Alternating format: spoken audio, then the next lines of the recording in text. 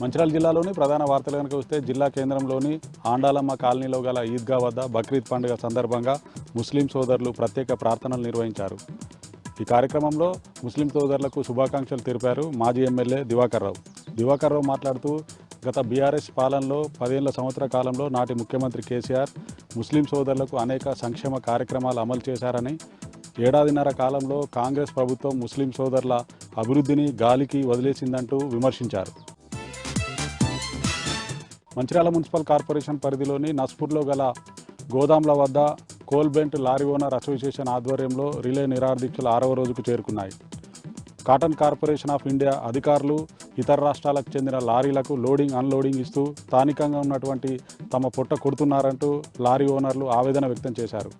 ఈ రిలే నిరాదీక్షకు రాష్ట్ర lorry owners association అధ్యక్షులు రాజేందర్ సంఘీభావం తెలిపారు.